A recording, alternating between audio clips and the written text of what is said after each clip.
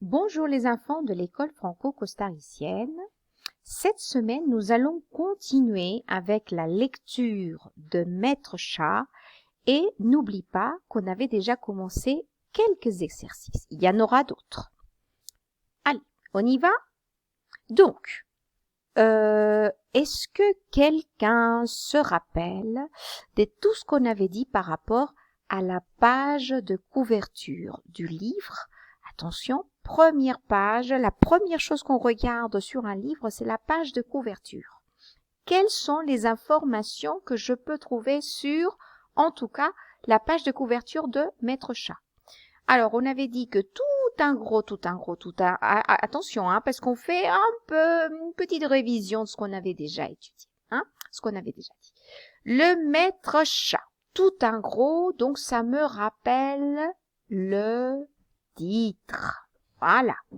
Juste après le titre, donc je vois qu'il y a donc une écriture de taille moyenne, tout en majuscule, et c'est marqué d'après Charles Perrault.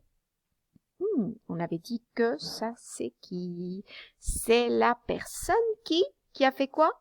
Ah, qui a écrit le livre, donc ça porte un autre nom. On va se rappeler de ça tout à l'heure. Un petit peu plus petit, il y a Benjamin Lacombe. On avait dit que c'est l'auteur. Ah non, c'est qui? Eh oui, c'est celui qui a fait les beaux dessins de cette histoire. Et donc, ça porte un nom, c'est-à-dire l'illustrateur. Et il faut pas oublier que sur la page de couverture, j'ai des images. Tout d'abord, je vois la toute première, un premier plan, donc la toute première, c'est-à-dire le chat. Tout d'abord, je regarde qu'il y a le chat. Ensuite, un petit peu derrière, oui, un peu en deuxième plan, c'est-à-dire au milieu, il y a quoi? Des arbres, très bien. Et puis on avait dit, juste là tout au fond, il y a un château. Un château, et on a déjà compris pourquoi il y a un château. Je ne m'avance pas trop que ça. Et donc alors, Ribambelle-Atier, ça me rappelle le lieu où on a fait le livre, où on l'a fabriqué, on l'a fait imprimer. Et pourquoi on le fait imprimer donc alors dans cet endroit qui s'appelle comment? Ah, la maison d'édition. Ben, tout simplement parce qu'on les fait fabriquer, on les fait imprimer pour vendre tous les exemplaires, tous les livres, après dans une librairie ou dans une école. Et donc un tout petit, on se rappelle que c'est les niveaux CE1. Bon, ta classe, dans quelle classe tu es? Voilà. Ok, donc petite révision de tout ça, et je me rappelle que la semaine dernière, on avait déjà commencé avec cet exercice, et je voudrais donc réviser les deux premières questions. Alors, donc à nouveau, on a déjà regardé l'image, la page de couverture. Première question que j'étais posée la semaine dernière, qui est l'auteur de ce conte? Qui est l'auteur de ce conte? Alors, qui me dit ça? Réponse complète. N'oublie pas que j'ai fait ma réponse, ma phrase, elle est complète. L'auteur de ce conte, de ce livre, de cette histoire est Charles Perrault.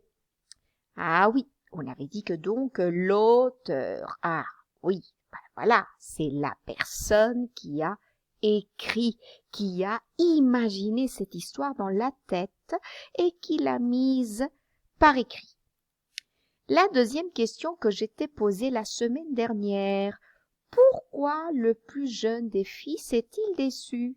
Oui, il y avait des petites choses à retenir ici. Si on me pose la question et on me dit pourquoi, je réponds parce que.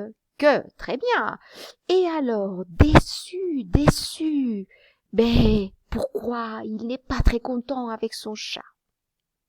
Réponse complète. Qui veut donc me donner la réponse? Il est déçu parce que, donc je suis là, la réponse, hein, parce que ses frères ont hérité de grands cadeaux. Et lui, il n'a eu qu'un chat. Maîtresse, mais cette réponse, elle est difficile, hein, elle est trop longue. Ou il est déçu parce que ses frères ont hérité de grands cadeaux et lui, il n'a eu qu'un chat. Ça fait beaucoup, maîtresse, c'est trop long. Ouh, c'est difficile. Non. Parce que si tu es un petit peu malin, tu dois penser au fait que les réponses, tu peux les trouver dans le livre et que tu peux aussi les dire avec tes propres mots. Donc la maîtresse, elle a pris la réponse du livre. Voilà pourquoi ma réponse, elle est un peu plus, plus longue que la réponse précédente. Et voilà, donc, bien sûr que l'aîné, il a eu le moulin. Le second, il a eu un âne, oui, est-ce qu'il était vieux ou jeune, je sais plus. Et puis après, le plus petit, le plus jeune, qui, bien sûr, a eu donc ce chat. Un chat, voilà quoi, un chat à côté d'un moulin et un âne. Bon, je sais pas ce que ça peut lui apporter, mais on découvrira ça plus tard. Alors, question. Explique la méthode qu'utilise le chat pour attraper ses proies. Alors, quelle est la méthode? Comment a-t-il fait le chat pour attraper ses proies? Tous les animaux qui venaient un peu, qui tombaient dans le piège. Et c'était quoi alors? Et donc alors, la méthode réponse complète et de toute façon, n'oublie pas que tu dois répéter après moi. Allez, la méthode du chat est très simple. Je t'écoute. Il attrape ses proies avec un sac où il met des herbes odorantes et du son. C'est quoi ça? Les herbes qui sont là, les herbes odorantes qui sentent super bon. Ah oui, et du son. Ah, ça c'est à base de céréales. Et bien sûr que ça attire les petites proies, les petits animaux curieux qui veulent savoir ce qu'il y a dans le sac, comme les enfants qui sont curieux et qui veulent savoir ce qu'il y a dans cette histoire. Et voilà les pauvres, hop là, qui tombent donc directement dans ce piège. Alors, c'est justement la méthode, c'est le sac où, à l'intérieur duquel, il met des herbes odorantes et du son. Ah, question suivante. Que fait le chat du lapin qu'il attrape? Ah, bah oui, parce que bon, il a attrapé un lapin, mais qu'est-ce qu'il fait avec? Ah oui, attention. Tu regardes ici? Tu me dis à quelle page tu as trouvé la réponse. Maintenant, on va justifier le passage du livre, c'est-à-dire la page et la partie dans le texte où moi j'ai trouvé la réponse. Donc, dis-moi, que fait le chat du lapin qui l'attrape? Qu'est-ce qu'il fait du lapin qui l'attrape? Ah bah tu mets la pause hein, si tu veux sur la vidéo, mais il va falloir tu mets la pause. Allez, vas-y. Et je t'attends et tu cherches la réponse et tu me dis quelle est la page. Alors, le chat, donc on corrige et tu répètes après moi. Le chat tira aussitôt les cordons du sac. Donc il les a tirés très très serrés, hein, il les a bien serrés, ces cordons, prit l'animal et le tua sans pitié. Bon, oui, mais c'est triste cette histoire. Hein. C'était à quelle page alors? Parce que là, je vais me mettre à pleurer. Alors, il a tué le chat. Donc, je cherche... non, il n'a pas tué le chat, pardon. Oui, il a tué le lapin, tellement je suis triste. J'ai trouvé, maîtresse.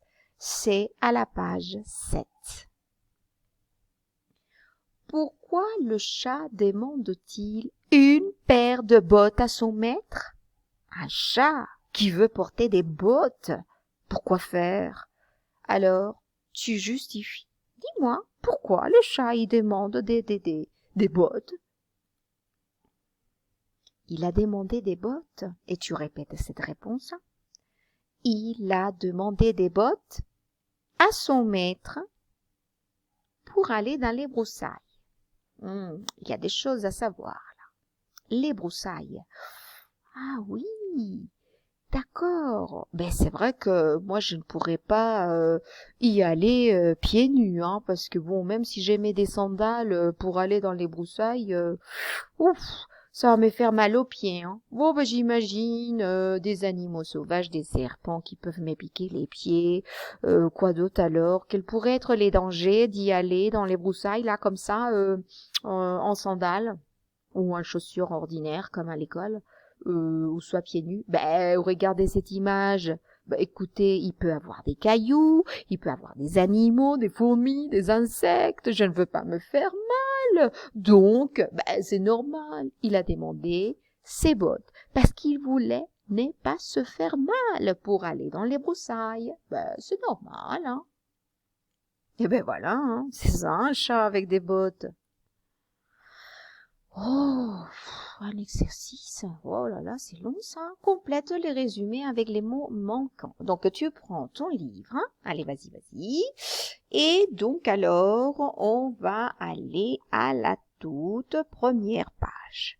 Tu vas essayer de trouver entre la page numéro 3 et la page 4 quels pourraient être les mots qui compléteraient donc ce texte. Et c'est à toi de être attentif pour trouver les bons mots.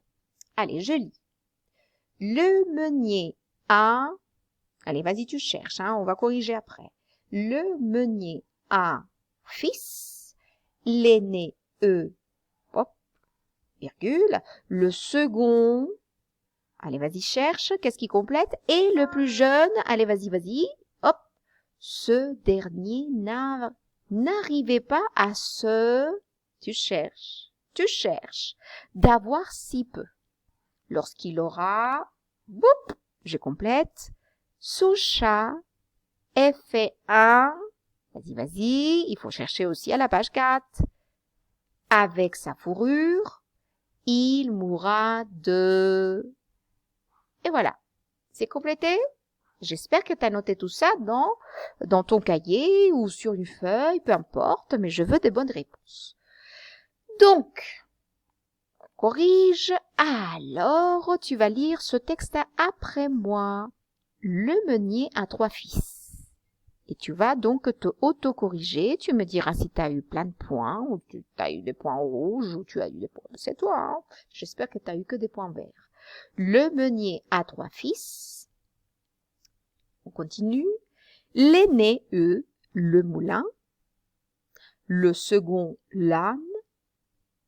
Et le plus jeune, le chat. Ce dernier n'arrivait pas, je t'écoute, à se consoler d'avoir si peu.